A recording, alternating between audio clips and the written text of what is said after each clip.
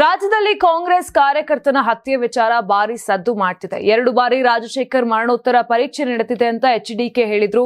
ಈಗ ಮತ್ತೊಮ್ಮೆ ತಮ್ಮ ಹೇಳಿಕೆಯನ್ನ ಪುನರುಚ್ಚರಿಸಿದ್ದು ಟ್ವೀಟ್ ಮಾಡಿದ್ದಾರೆ. ಬಳ್ಳಾರಿಯಲ್ಲಿ ಕಗ್ಗೊಲೆಯಾದ ನಿಮ್ಮದೇ ಪಕ್ಷದ ನತದೃಷ್ಟ ಕಾರ್ಯಕರ್ತನ ಡಬಲ್ ಪೋಸ್ಟ್ ಮಾರ್ಟಂ ಕಥಾನಕದ ಬಗ್ಗೆ ನಾನು ಹೇಳಿದ್ದು ಸತ್ಯ. ಸತ್ತ ಶರೀರವನ್ನು ರಾಜಕೀಯ ಸ್ವಾರ್ಥಕ್ಕೆ ಬಳಸಿಕೊಳ್ಳುವ ಕುರಿತು ನಾನು ಹೇಳಿದ್ದು ಅಕ್ಷರಶಃ ನಿಜ.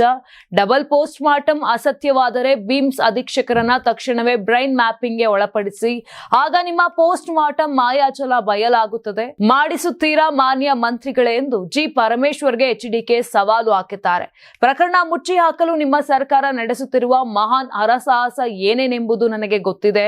ಹಾಗೆಯೇ ಬಿಮ್ಸ್ ಅಧೀಕ್ಷಕರ ಹೇಳಿಕೆಯನ್ನು ಗಮನಿಸಿದ್ದೇನೆ. ಅವರ ಪ್ರಕಾರ 6 ಗಂಟೆಯಿಂದ ಶುರುವಾದ ಪೋಸ್ಟ್ ಮಾರ್ಟಂ 3 ಗಂಟೆಗಳ ಕಾಲ ನಡೆದು ವಿಳಂಬವಾಯಿತು. ದೇಹದಲ್ಲಿ ಅನೇಕ ಚೂರುಗಳು ಇದ್ದವು ಎಂದು ಹೇಳಿದ್ದಾರೆ. ಆದರೆ ಆ ವೈದ್ಯರೇ ಮರಣೋತ್ತರ ಪರೀಕ್ಷೆ ಮುಗಿಸಬಹುದಿತ್ತು. ಹಾಗಿದ್ದ ಮೇಲೆ ಇನ್ನೊಬ್ಬ ವೈದ್ಯರನ್ನು ಕರೆಸಿಕೊಂಡ ಗುಟ್ಟೇನು? ಮೃತದೇಹ ಪರೀಕ್ಷೆಗೆ ಎಷ್ಟು ವೈದ್ಯರು ಬೇಕು?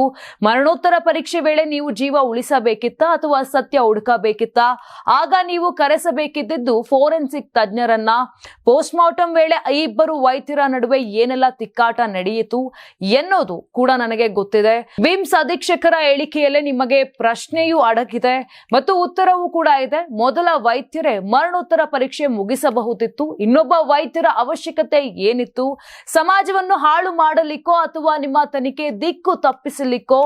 ಮಾಹಿತಿ ಇಲ್ಲದೆಯೋ ನಾನು ಹೇಳಿದ್ದಲ್ಲ. ಮೃತದೇಹವನ್ನು ನಿಮ್ಮ ಮನೆಹಾಳು ರಾಜಕೀಯಕ್ಕೆ ಬಳಸಿಕೊಂಡಿದ್ದನ್ನ ರಾಜ್ಯದ ಜನತೆಗೆ ಗಮನಕ್ಕೆ ತಂದಿದ್ದೇನೆ ಎಂದು ಎಚ್ಡಿಕೆ ಪೋಸ್ಟ್ ಮೂಲಕ ಗುಡುಗಿದ್ದಾರೆ. ಸಂಕ್ರಾಂತಿ ಹಬ್ಬದ ಪ್ರಯುಕ್ತ ಆಟ್6 ಮತ್ತು ಕರ್ನಾಟಕ ಟಿವಿ ವತಿಯಿಂದ ರಾಜ್ಯ ಮಟ್ಟದ ಸಂಕ್ರಾಂತಿ ರಂಗೋಲಿ ಸ್ಪರ್ಧೆ.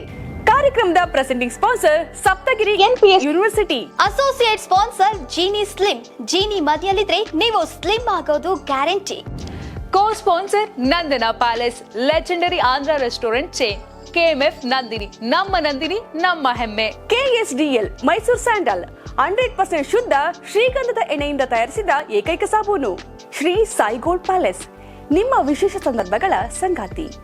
ರಾಜ್ಯಾದ್ಯಂತ ಬೆಂಗಳೂರು ಸೇರಿ 35 ಕೇಂದ್ರಗಳಲ್ಲಿ ಸಂಕ್ರಾಂತಿ ರಂಗೋಲಿ ಸ್ಪರ್ಧೆ. ರಂಗೋಲಿ ಬಿಡಿ, ಆಕರ್ಷಕ ಬಹುಮಾನ ಗೆಲ್ಲಿ. ಜಿಲ್ಲಾವಾರು ವಿಜೇತರಿಗೆ ಬೆಂಗಳೂರಿನಲ್ಲಿ ಜನವರಿ 18ರಂದು ಗ್ರ್ಯಾಂಡ್ ಫಿನಾಲೆ. ಅರ್ಹತಾ ಸುತ್ತಿನ ಮೊದಲ ಬಹುಮಾನ 5,000 ರೂಪಾಯಿ. ದ್ವಿತೀಯ ಬಹುಮಾನ 3,000 ರೂಪಾಯಿ. ತೃತೀಯ ಬಹುಮಾನ 2,000 ರೂಪಾಯಿ. ಫಿನಾಲೆಯ ಮೊದಲ ಬಹುಮಾನ 30,000 ರೂಪಾಯಿ. ದ್ವಿತೀಯ ಬಹುಮಾನ 20,000 ರೂಪಾಯಿ. ತೃತೀಯ ಬಹುಮಾನ 10,000 ರೂಪಾಯಿ. ಹೆಚ್ಚಿನ ಮಾಹಿತಿಗಾಗಿ ನೋಡ್ತಾ ಇರಿ ಕರ್ನಾಟಕ ಟಿವಿ.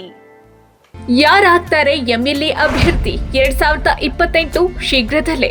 ಪ್ರತಿದಿನ ಒಂದೊಂದು ಕ್ಷೇತ್ರದ ಟಿಕೆಟ್ ಆಕಾಂಕ್ಷಿಗಳ ಸಂಪೂರ್ಣ ಮಾಹಿತಿ ಪೊಲಿಟಿಕಲ್ ಜರ್ನಲಿಸ್ಟ್ KM ಶಿವಕುಮಾರ್ ಅವರಿಂದ. ಕರ್ನಾಟಕದ ನಂಬರ್ 1 ಡಿಜಿಟಲ್ ಮೀಡಿಯಾ ನಿಮ್ಮ ನೆಚ್ಚಿನ ಕರ್ನಾಟಕ ಟಿವಿಯಲ್ಲಿ ಮಾತ್ರ.